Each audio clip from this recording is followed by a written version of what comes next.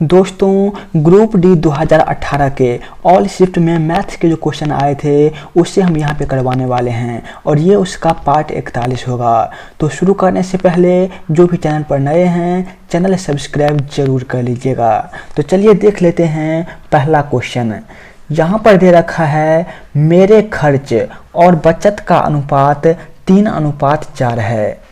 यदि यह अनुपात 4:3 करना हो तब खर्च में कितने प्रतिशत की वृद्धि करनी होगी। वर्तमान में खर्च और बचत का अनुपात कितना है दोस्तों, यहाँ पर लिख लेंगे एक्सपेंस। एक्सपेंस कितना है 3 और बचत कितना है, सेविंग कितना है, सेविंग है 4। ये जो है वर्तमान में अनुपात है और करना कितना है, खर्च करना है 4 और बचत कितना करना है 3 करना है। तो कह रहा है कि खर्च में कितने प्रतिशत की वृद्धि हुई। तो यहाँ पर कह रहा है कि खर्च में कितनी प्रतिशत वृद्धि करनी पड़ेगी। पहले कितना दे रखा है दोस्तों, 3 दे रखा है। 3 से बढ़ाना है 4 तो कितना बढ़ेगा, कहेंगे 1 बढ़ जाएगा। 1 जो है किस पे बढ़ेगा, 3 पे बढ़ेगा। तो यहाँ पर यही कह रहा है कि ये जो 1 बढ़ रहा है ये कितना प्रतिशत बढ़ रहा है। पहले कितना है 3 है तो 3 का जो है 1 कितना प्रतिशत है। तो यहाँ पर निकालेंगे 1 गुना 100 बटा 3 और जब इसे हम भाग करेंगे तो ये होगा 33.33%। दोस्तों ऑप्शन नंबर डी इसका राइट आंसर हो जाएगा। उम्मीद करते हैं सभी दोस्तों को समझ में आ गया होगा। नेक्स्ट क्वेश्चन कह रहा है 21, 38, 55 और 106 में से क्या घटाएं कि शेष जो है वो समानुपात बन जाए। आखिर ये समानुपात होता क्या है।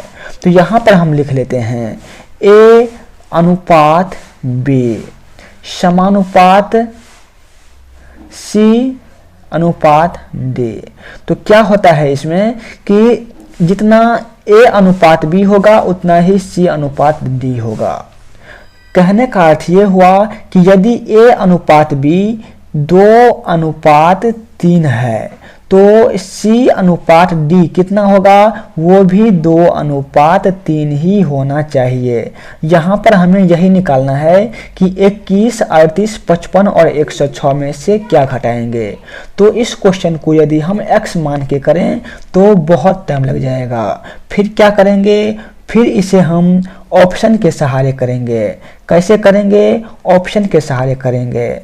यहाँ पर ऑप्शन देखिए दोस्तों, ए में दे रखा है 2 तो यहाँ पर 21, 38, 55 और 106 में से हम 2 घटाएंगे। तो 21 में से 2 घटाएंगे कितना होगा, 19 हो जाएगा। फिर यहाँ पे अनुपात लिखेंगे। 38 में से 2 घटाएंगे 36 हो जाएगा। फिर समानुपात लिखेंगे। 55 में से 2 घटाएंगे कितना होगा, 53 होगा। फिर अनुपात लिखेंगे। 106 में से 2 घटाएंगे 104 होगा। तो क्या देखिए 19 और 53 कभी एक जैसा मिल रहा है, क्या ये कभी काट करके एक बराबर अनुपात दे पाएगा, नहीं दे पाएगा। तो यहाँ पर ऑप्शन नंबर ए जो है ये गलत हो जाएगा। तो यहाँ पर अब हम ऑप्शन नंबर बी में देखते हैं। 21 में से 4 घटाएंगे कितना होगा, 17 हो जाएगा। फिर अनुपात लिखेंगे। 38 में से 4 घटाएंगे कितना होगा, 34 हो जाएगा। फिर समानुपात लिखेंगे। 55 में से 4 घटाएंगे कितना होगा, 51 होगा। फिर अनुपात लिखेंगे। 106 में से 4 घटाएंगे कितना होगा, 102 होगा। अब क्या करेंगे, अब काटेंगे इसको। 17 है कम 17, 17 दूनी 34, क्या होगा 1:2। अब समानुपात कितना होगा, 51 से काटेंगे। 51 एकान 51 और 51 दूनी 102। तो यहाँ पर जो है 1:2 और 1:2 आ रहा है। कौन सा ऑप्शन लिए हैं, ऑप्शन नंबर बी लिए हैं। तो ऑप्शन नंबर बी जो है इसका राइट आंसर हो जाएगा। 1:2, 1:2 ये दोनों सेम हो गया। Option number B right answer. Next question, यदि A का 20% बराबर B है और B का 40% बराबर सी है। तो a प्लस बी का 60% कितना होगा। दोस्तों इस क्वेश्चन को हम दिमाग से करेंगे और कैसे करेंगे अब हम जान लेते हैं। यहाँ पर कह रहा है a का 20% जो है वो b है। यदि हम a को 10 मान लें, यदि हम a को 10 मान लें तो क्या कह रहा है कि a का 20% होगा b, तो 10 का 20% कितना हो जाएगा, 2 होगा। दोस्तों 2 किसकी वैल्यू होगी, 2 b की वैल्यू होगी। फिर कह रहा है b का 40% जो है ये c होगा, तो b कितना है दोस्तों, 2 है। 2 का 40% कितना होगा, 0.8 होगा, ये c की वैल्यू है। दोस्तों यदि आप सभी को ये समझ ना आया हो कि यहाँ पर ये 0.8 कैसे आया, तो मैंने परसेंटेज के 5 पार्ट पहले से ही करवा दिए हैं, तो उसका लिंक जो है वो डिस्क्रिप्शन में दे दिया है, तो वहाँ से आप परसेंटेज के 5 पार्ट देख सकते हैं। आगे कहा गया है दोस्तों, तो a प्लस बी का 60% कितना होगा। a कितना है दोस्तों, a है 10, a कितना है 10 है, b कितना है 2 है, कितना हो गया 10 2 12 हो गया। 12 का 60% कितना होगा दोस्तों, 12 का 60% हो जाएगा 7.2, कितना हो जाएगा 7.2। कह रहा है 7.2 जो है ये कितना होगा, c का 75%, तो c कितना है 0.8, 0.8 का 75% कितना हो जाएगा 0.6 होगा। तो क्या 7.2 जो है ये 0.6 है, नहीं है, तो ऑप्शन नंबर ए गलत हो जाएगा। फिर कह रहा है c का 150%, तो 0.8 का 150% कितना हो जाएगा 1.2 हो जाएगा। ये भी 7.2 के बराबर नहीं है, तो ये भी गलत है। सी में कह रहा है c का 300%, c कितना है 0.8 है, इसका 300% कितना होगा 2.4 होगा।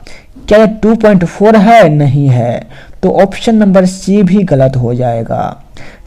डी में कह रहा है c का 900%, c कितना है 0.8 है, इसका 900% अर्थात 0.8 गुना 9 बराबर कितना हो जाएगा 7.2 हो जाएगा। तो ये 7.2 दोनों जो है ये मैच कर गया, तो ऑप्शन नंबर डी इसका राइट आंसर हो जाएगा। नेक्स्ट क्वेश्चन दोस्तों, यदि b बटा a बराबर 0.25 हो तो 2a माइनस बी बटा 2a प्लस बी प्लस 2/9 बराबर क्या होगा। यहाँ पर दे रखा है b बाय a बराबर कितना है 0.25।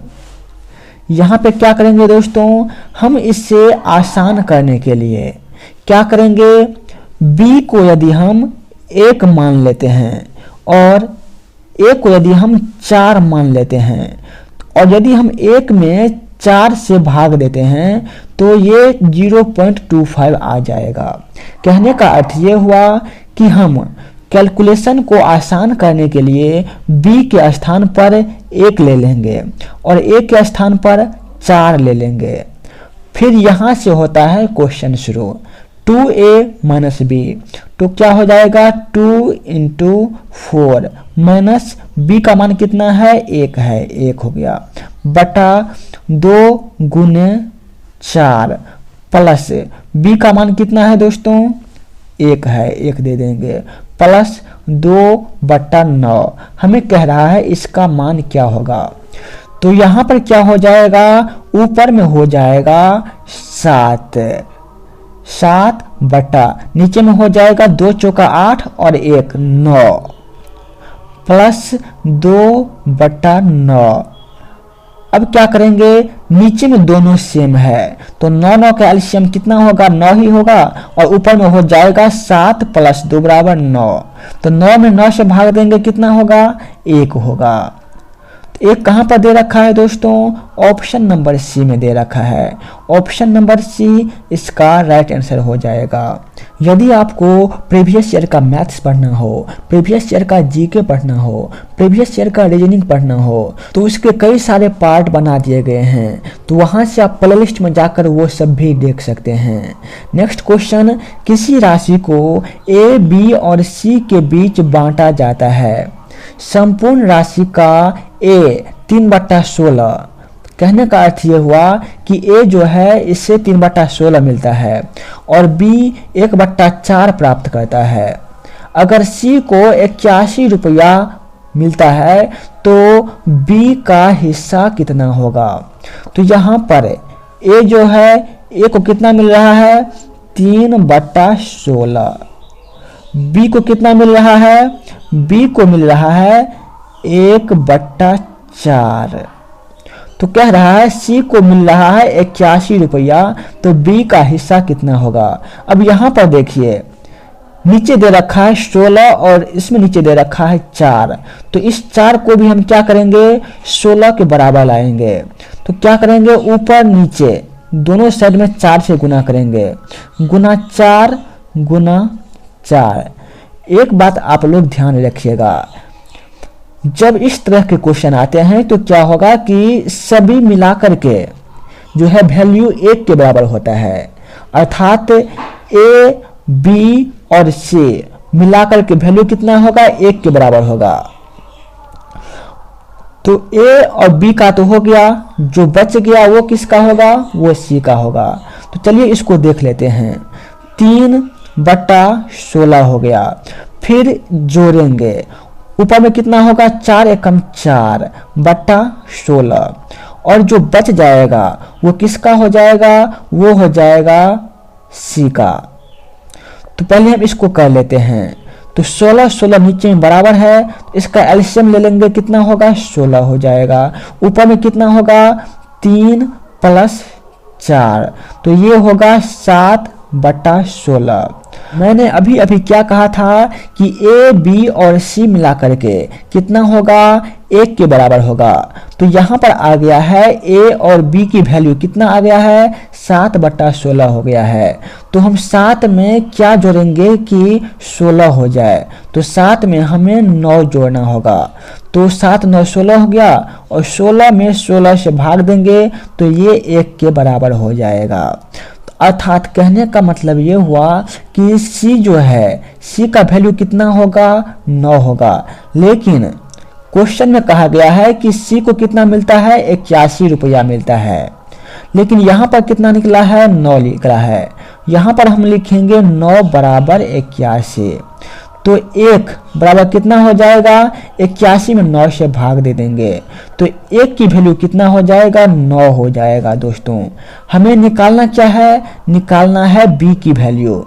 तो बी का कितना हुआ है, यहाँ पर देखिए बी का हो गया है 4, तो जब 1 का वैल्यू 9 है तो 4 का वैल्यू कितना होगा दोस्तों 4 × 9 = 36 हो जाएगा। तो 36 इस क्वेश्चन का राइट आंसर हो जाएगा। 36 किस ऑप्शन में दे रखा है दोस्तों, ऑप्शन नंबर सी में दे रखा है। ऑप्शन नंबर सी इसका राइट आंसर हो जाएगा। यदि आपने अभी तक लाइक नहीं किया है तो एक लाइक जरूर कर दीजिएगा। आज का सेशन हम यहीं पर समाप्त करते हैं। जय हिंद दोस्तों।